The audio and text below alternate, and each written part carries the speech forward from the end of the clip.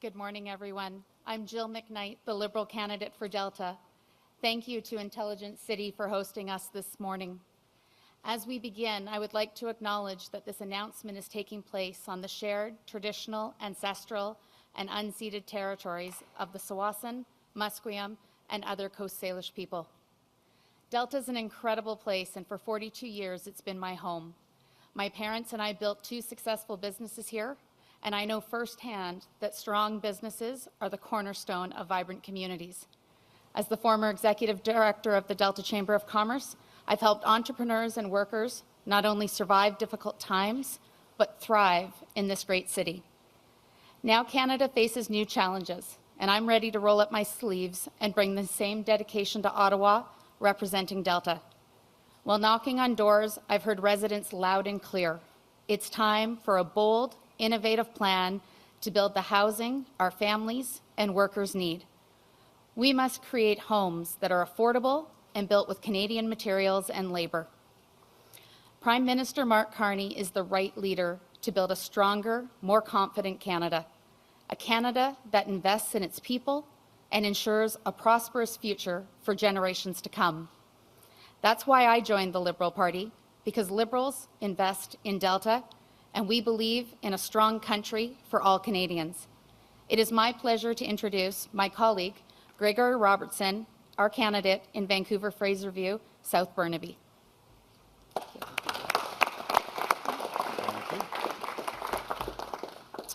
Thank you, Jill, and I'm honored to be here today representing the Liberal Party for Vancouver-Fraserview, South Burnaby. And I'll just start by describing in my time as Mayor of Vancouver, the challenges we had. We did everything we could as a city to create affordable housing in partnership with the private, nonprofit, and co-op industry. But for most of my decade in office, we lacked leadership and investment from conservative governments, both the federal and provincial levels. And our numbers improved in my 3rd term of office as we saw a change in the politics with the Trudeau and then Horgan governments, but we still fell short of what was needed to make up for decades of inadequate investment from the federal level in particular. The lack of affordable housing has a ripple effect. It locks Canadians out of opportunity, it weakens our economy, it hurts our communities deeply. And that's why I'm so proud of the unprecedented scale of the Build Canada Homes plan that Prime Minister Mark Carney announced 1 week ago in Vaughan, Ontario, and of the focus on Canadian building technology today.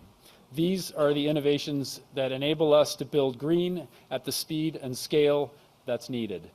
We need to reimagine our economy to invest in Canada, building homes that are affordable, sustainable, and made with Canadian materials, innovation, and Canadian workers. Prime Minister Carney is the only leader with the boldness, the experience, and the strength to lead us there. And it's now my great honor to introduce the leader of the Liberal Party, Mark Carney.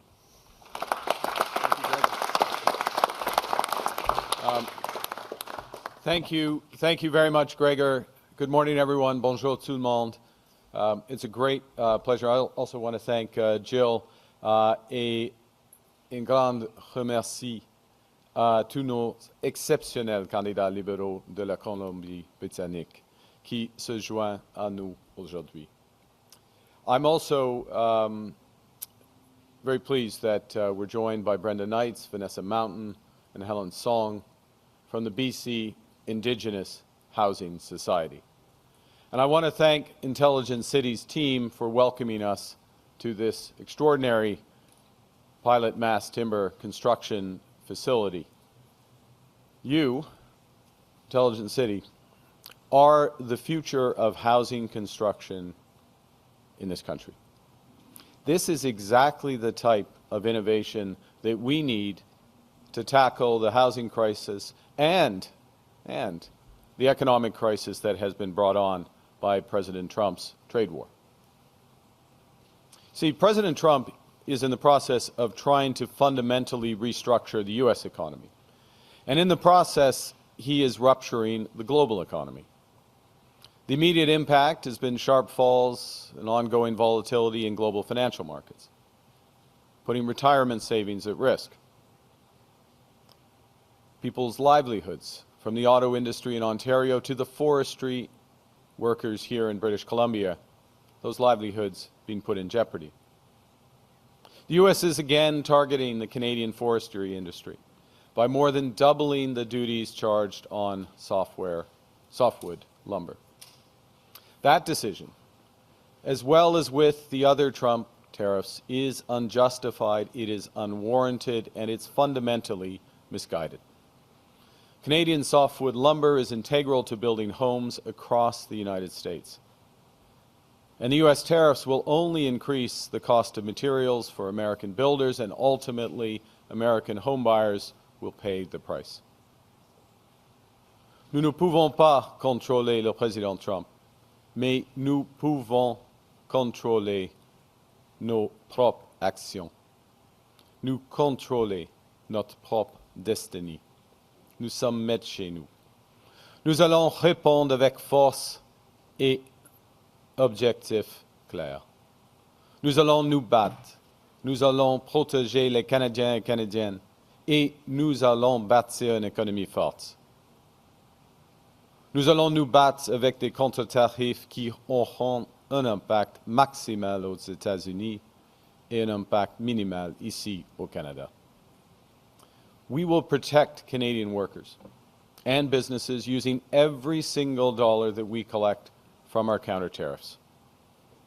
For workers across the country, my government has already made employment insurance more immediate and more generous. Pour soutenir les entreprises canadiennes, nous avons temporairement reporté les paiements d'impôts sur le revenu ainsi que les versements de la TPS et de la TVH. Nous avons créé de nouveaux mécanismes de financement pour leur donner accès à plus de liquidités et nous avons augmenté le financement des agences de développement régional. We recently also invested over $20 million to boost the competitiveness and resiliency of BC's forestry sector. But above all, our response is to build. We will build a new Canadian economy, the strongest economy in the G7. We will build Canada strong. Well, the U.S. is trying to keep high-quality, sustainable Canadian lumber out. We will use more of it here in our plan to double the pace of housing construction in this country over the course of the next 10 years. This is the most ambitious housing plan since the Second World War. We will build our way out of the housing crisis. We will build our way out of the economic crisis. We will make housing more affordable in Canada once more. Because, as Gregor intimated, today's reality is that even when Canadians, particularly young Canadians, are doing everything right, they're getting a good education, they're studying hard, they're securing a well-paying job, they're saving up, they often barely have enough to pay the rent, let alone to afford a new home. On average, across this country, it takes over 4 years to save for a down payment. For first-time buyers, it's over 6 years. And in markets like Vancouver, much longer. This has been the most expensive housing market in the country for a very long time. So business as usual will not work. The status quo cannot stand. We need a new approach that recognizes that it's time to build. My government will flip the script on housing with a new strategy to build faster, smarter, more affordably, and more sustainably. We will address failures in the housing market head-on, unleashing the power of public-private cooperation at a scale not seen in generations. As I said, our goal is to double the pace of housing construction to almost 500,000 new homes every single year. Homes you can afford to buy. Homes that are more sustainable and cost less to live in. Homes made right here with Canadian ingenuity, Canadian labor, Canadian products, including softwood lumber and mass timber. The first part of our plan is to create a new entity, Build Canada Homes, a lean, mission-driven organization that will act as a developer on new affordable housing projects, get the government back in the business of building affordable homes, including on federal public lands. Build Canada Homes will provide billions of dollars in financing for affordable home builders to construct deeply affordable homes for those most in need, as well as housing for students and seniors. And above all, Build Canada Homes will catalyze an entirely new housing industry with Canadian lumber at the center of it. Look, the way we build homes needs to change. Prefabricated and modular housing are the future. They can drive down time to completion by up to 50%. They can reduce costs by up to 20%, emissions by over 20% compared to traditional construction methods. And Canada should be the world leader in this new industry. And as you can see here, we're already well positioned to do so. And that's why my government will provide $25 billion, I'll repeat, $25 billion in financing to scale the industry up massively, to create high-paying jobs, high-skilled jobs up and down the supply chain in prefabricated and modular housing factories like this one, in innovative housing research, such as at the UBC Smart Structures, which I visited just in February, and in our world-class forestry industry. Our plan will revitalize our construction sector, where in recent years, labor productivity has been stagnant and costs have risen over 50%. Prefabricated and modular housing will catalyze a productivity boom, while creating tens of thousands of not just jobs, but tens of thousands of new high-paying careers in the skilled trades. And as we announced just this past Saturday in Oakville, we will transform the opportunities for those who want to pursue those careers by covering the cost of apprenticeships, by doubling support for union training, and by providing the capital needed to expand capacity in post-secondary institutions.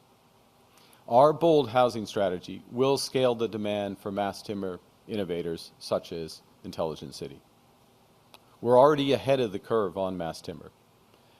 As of 2 years ago, over 600 mass timber projects have been completed here, almost twice the number in the United States.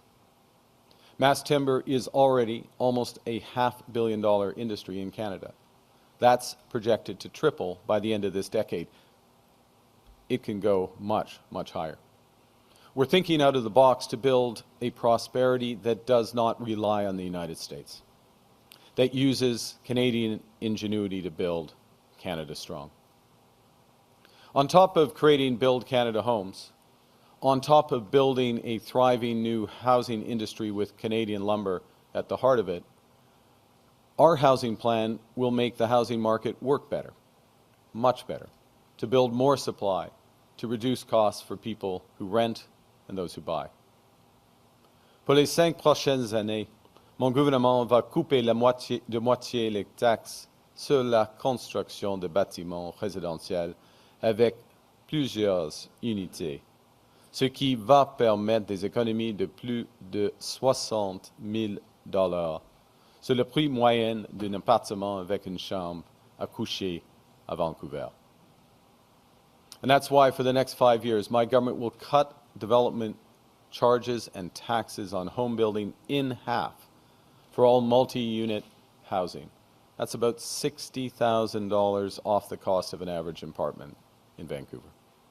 We'll bring back the multi-unit residential building tax incentive, which, when it was first introduced in the 1970s, spurred tens of thousands of rental housing units across this country.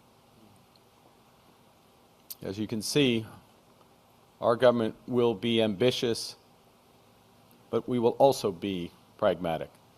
We're going to double down on what's already working, such as the new Housing Accelerator Fund. Countless mayors who've signed on in British Columbia, from Kelowna to Vancouver, have said that it's gaining traction in getting more homes built in their communities. So we'll reinforce it. And we'll also include public reporting on municipalities' progress to speed up permitting and approval timelines. The new homes that are built will be more energy efficient. They will be more cheap to live in. Today, I'm also announcing that a new Liberal government will invest more to power existing homes with efficient, affordable heating and cooling and make those homes more resilient to extreme weather. We're funding home retrofits like heat pumps or old window replacements that will lower the utility bills of Canadians while reducing household emissions.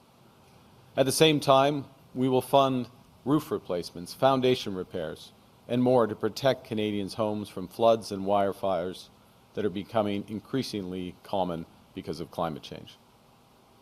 These new programs will be largely financed by the new large emitter carbon credit market, meaning that big polluters, not taxpayers, will pay. It's a smart system that will work better for everyone. Avec le plan de mon gouvernement pour le logement, nous allons renouveler notre manière de bâtir. Parce que, dans une crise, on ne peut pas se permettre de maintenir le statu quo. This is an all-hands-on-deck industrial strategy to get millions more homes built using high-quality, sustainable Canadian lumber. It recognizes that young Canadians can't wait any longer. It recognizes that they deserve the same opportunities that previous generations, like mine, had. It recognizes that sometimes your government needs to step in and step up. Now, unfortunately, there is someone who doesn't get that. Pierre Poilievre thinks government should do nothing. He'd even cancel that Housing Accelerator Fund, despite the success of municipalities across this province, across this country, and despite the pleas of many of his own candidates who've been begging for Housing Accelerator Fund money for their communities. Pierre Poilievre's answer to everything is a slogan and a tax cut. Unlike Pierre Poilievre, I've actually worked in the private sector. I know how the world works, and I know how it can be made to work better for everyone. I know, Liberals know, that markets, the private sector, are the most powerful tools we've ever invented, and they can help find solutions to our greatest problems. Yet we also know that markets can fall short, especially at times of great change. Our country has a huge need for new housing, and we must support our forestry industry through these challenging times and into a better future. These are insurmountable challenges if, like Pierre Poilievre, your only plan involves fiddling with the tax code and slashing programs that work. But if you actually want to build the future, this is an amazing opportunity. An opportunity to create an entirely new housing industry, one that will create tens of thousands of careers up and down the housing supply chain, an industry that can help sustain tens of thousands of jobs in our BC forestry industry, all while reducing our reliance on the United States. We can give ourselves more than any foreign government, including the United States, can ever take away. Nous pouvons accomplir des choses qui, dans le passé, auraient semblé impossibles, à une vitesse sans précédent. Nous pouvons bâtir ici chez nous, comme nous l'avons fait dans le passé.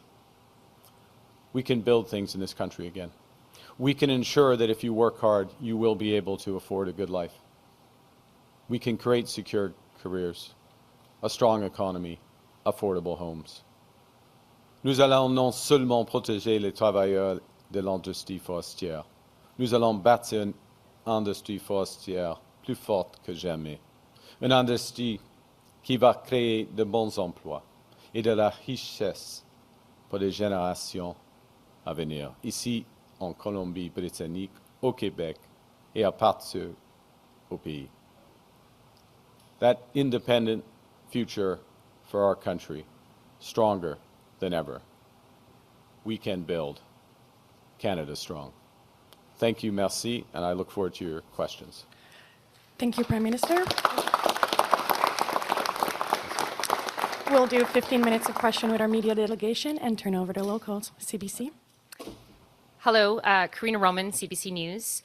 When the Liberals have won government, most times it's without needing to do well in the West. You're in the West, you're headed to Calgary, Yep. you're here making your pitch to voters in the West. How do you convince them that you care about their issues if the West isn't key for the Liberals in terms of a path to victory? Well, you know, let me say a couple of things. First, I'm not a career politician. I'm a pragmatist. I'm here to get things done. I'm here to address a series of crises. The crisis, first and foremost, with the United States, the crisis in housing, the cost of living crisis. And I'm bringing that perspective. I am asking for, through the Liberal Party, for the support of all Canadians to serve all Canadians for those crises. I happen to be from the West. I have deep ties to Alberta, where I grew up, ties to the Territories, where I was born, and ties to BC, where my family, my mother and my sister now live. I know the West, and I think I have a good sense, buttressed by our candidates here in British Columbia, of what's required. And the last point, and I'll hand back, is that the scale of what we're announcing today, the scale and the degree to which what we're announcing spreads across the needs of the West, the needs, and I'll speak specifically to British Columbia. A cutting-edge industry, as represented by this company. A huge challenge for our people in housing. Integrating all of the solutions back into the core that help build British Columbia, our forestry industry, and solving multiple problems at the same time, providing a better life for people in the West and across Canada. That's the approach we'll take. And that's why we're here asking for the support of voters in British Columbia and across the West. Thank you. En français, j'ai grandi en Alberta. Ma famille habite en Colombie-Britannique. Je suis né au territoire nord-ouest. Mais je ne suis pas un politicien de carrière. Je suis pragmatiste. Et je travaille pour tous les Canadiens et Canadiennes, y compris évidemment des citoyens, des concitoyennes de l'Ouest du Canada. Et cette annonce aujourd'hui indique l'approche, la stratégie du Parti libéral. On trouve des solutions, des grandes solutions pour les problèmes les plus sévères pour les gens qui habitent ici. La crise de logement, c'est-à-dire la crise de logement, avec une stratégie qui crée une nouvelle industrie ici, en Colombie-Britannique, y compris le secteur forestier. Okay? And for a follow-up, do you worry that making jokes about Premier Daniel Smith will contribute to Western alienation? It was a lighthearted comment. I have a lot of respect for the Premier. We've worked together, including on the agreement at First Ministers, the unanimous agreement on First Ministers of having one Canadian economy as opposed to 13, developing new trade and energy corridors. I refer to our meeting in Ottawa of 2.5 weeks ago. There was a lot of opportunity for Alberta, for Canada, and my government will spare no effort to make sure that the people of Alberta, the people of Canada realize those opportunities. Thank you. No? Next question. Okay. Hi, Mr. Carney. Abigail Beeman, CTV News. On tax havens in relation to Brookfield, you've said that you know how the world works. Should Canadians infer from that you wouldn't condemn the use of tax havens? I have a long career in the private sector. I have a longer career in the public sector. What's important is that we have an effective tax system, and that every company follows the rules of those tax to not just the letter but the spirit of those regulations. And we need to continue to refine our tax system to ensure that companies are paying their fair share of tax. And my government will also ensure that the federal government is spending only those dollars that are necessary.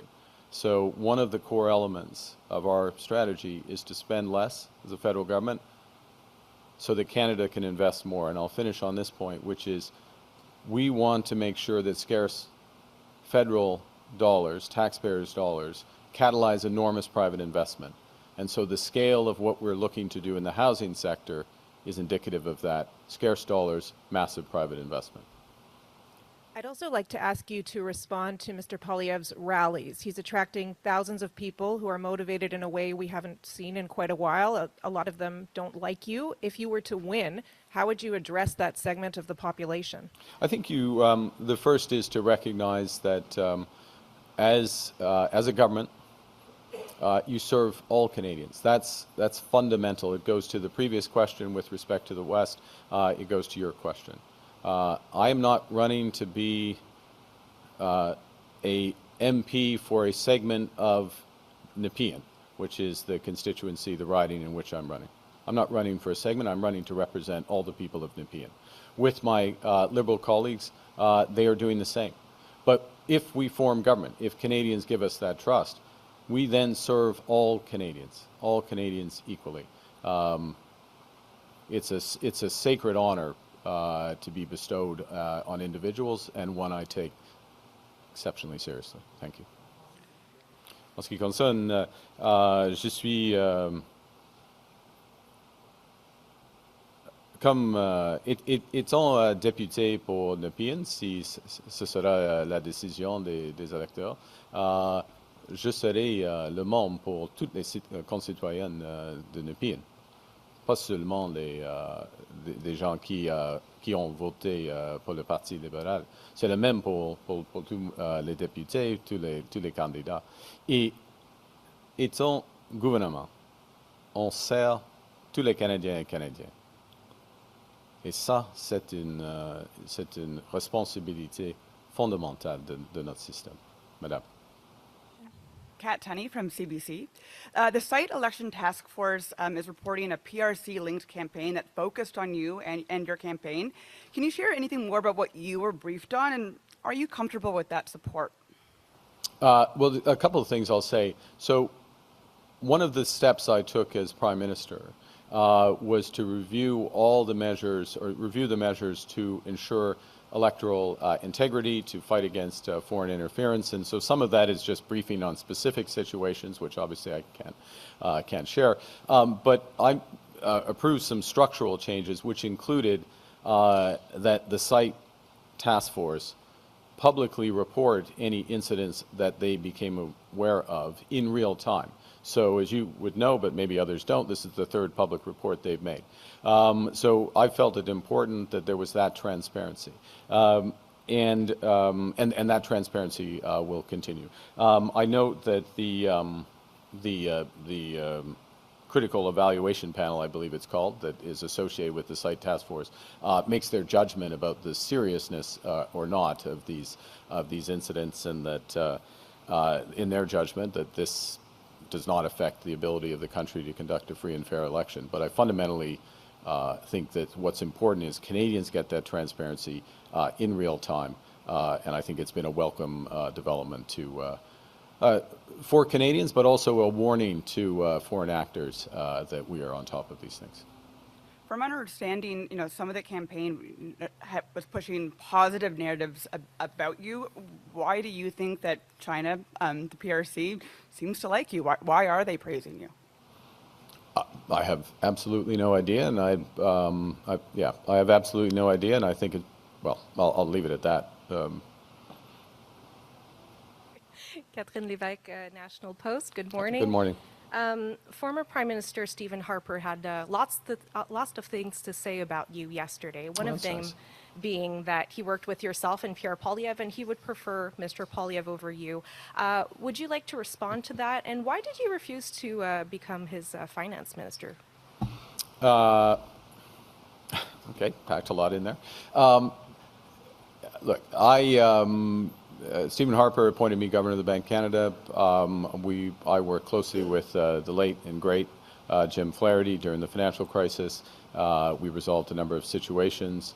Many people are familiar with that experience. I note that Pierre Poilievre was not at any of those tables, was not given any of that responsibilities, and note further that in subsequent years he has not gained any responsibility in managing crises or difficult situations. So I'll leave it at that. Okay. En français, j'ai travaillé pendant la période de la crise financière mondiale dans une étroite collaboration avec M. Flaherty. Il était exceptionnel comme ministre des Finances. Et je note qu'autour de la table, M. Poilievre n'était pas là. Jamais. Jamais n'était pas là. Il n'a aucune expérience de gérer des crises, de bâtir une économie forte à ce moment-là et pas après. Why did you refuse to become Stephen Harper's finance minister? Just want to clarify. You just want look. You said it yourself. That I didn't think it was appropriate to move from my position into that role.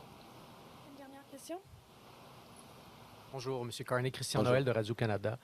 Il y a des migrants haïtiens en ce moment qui fuient les États-Unis pour rentrer au Canada de façon irrégulière parce qu'ils fuient Donald Trump. Est-ce qu'on doit les renvoyer ou les accueillir? Premièrement, je reconnais la forte accroissement des demandeurs d'asile qui viennent des États-Unis. Nous avons un accord du pays sûr, en effet, avec les États-Unis. Et c'est dans cet accord, on peut les renvoyer aux États-Unis. Selon moi, ça c'est approprié, ça reste approprié. Ouais. Contrairement donc à ce que M. Trudeau faisait, qui lui disait « Venez au Canada, nous allons vous... » C'est- Contrairement à ce que M. Trudeau disait, lui disait « Venez les accueillir, vous êtes prêts à vous... » Oui, la situation aux États-Unis a changé, a bien changé, parce qu'il existe maintenant la possibilité d'une vague des demandes d'asile. Et il faut travailler, il faut que le Canada et les États-Unis travaillent dans une plus étroite collaboration afin de gérer cette situation. C'est pas acceptable que les États-Unis nous donnent tous leurs demandeurs d'asile, en effet. Alors, la situation a bien changé maintenant. OK? Merci. All right, we'll go over to locals. Phil Melnichuk, Delta Optimist newspaper. I'm just wondering, after the meeting with Premier Eby yesterday, if you have any further details to share on support for softwood lumber, National Transportation Corridor, and in particular, the funding for the Fraser River Tunnel? First off, I want to thank Premier Eby for the meeting yesterday. It was very constructive. We talked at great length in terms of Canada's strategy with respect to U.S. tariffs and with respect to softwood lumber. As you may know, the tariffs announced, proposed tariffs announced by the U.S. Trade Representative a couple of days ago would take effect in August. So we have a bit of time to put the full strategy in place, although we watched the whole thing. So we had discussion around that. We had discussion around the $20 million fund for the competitiveness that the federal government has put, that I'm proposing the federal government would put forward, and how we'd work on that. We talked about today's announcements and how that works to supply big support for demand here in the BC forest sector, and as well how we could integrate that with other housing measures. So all of that is, so we had quite a comprehensive discussion.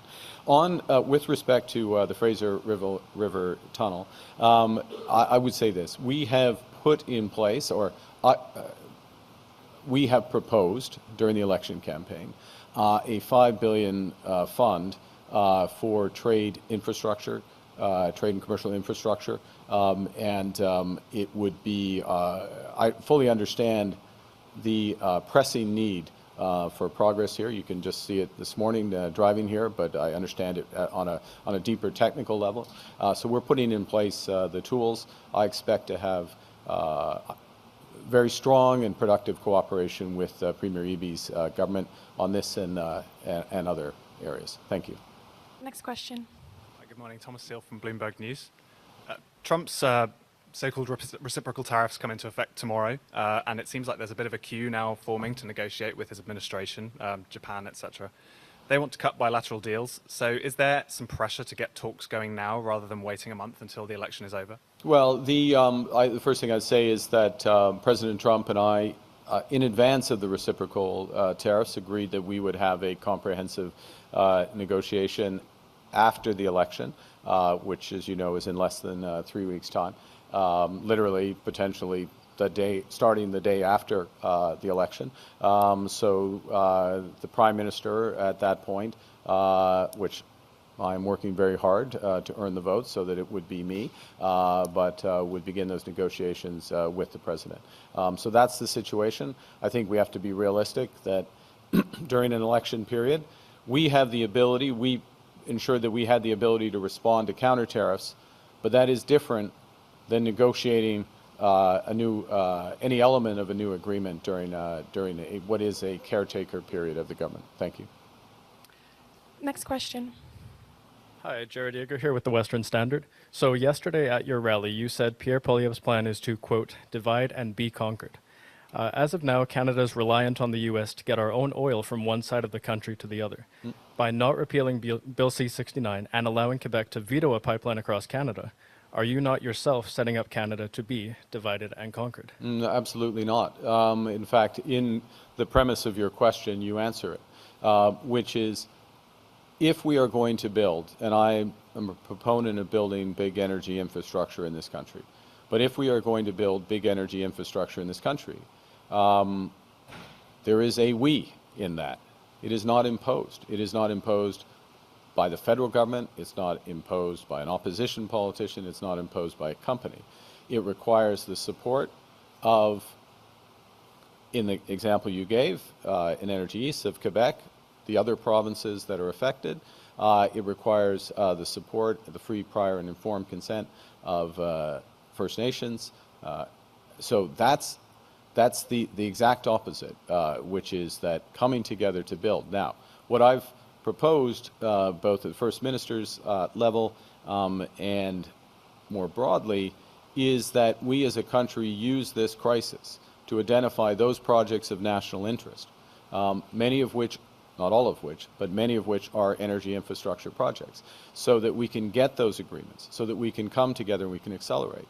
And last point, with respect to C-69, what I've also been clear about is the ability under C-69, not as it was, but as it is, and the Minister of Natural Resources, Mr. Wilkinson, is here, as it is under his leadership. We have an ability to rely on, as appropriate, impact assessments that are performed at different levels of government. And that is part and parcel of how we can make this work. So I reject the question, but I hope I've provided some illumination. Thank you. We'll take one last question. Bonjour, Monsieur Carney. Michel Sabat pour la presse canadienne. À peine un peu plus du tiers de vos candidats sont des femmes. Pourquoi avez-vous choisi de ne pas vous placer dans la zone paritaire? Encore une fois, c'est...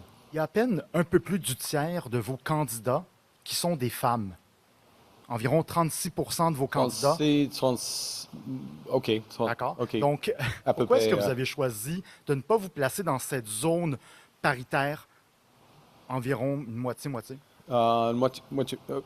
OK, les chiffres sont les chiffres, mais je suis dédié à d'avoir, par exemple, une cabinet équilibré pendant le mandat d'un gouvernement, par exemple.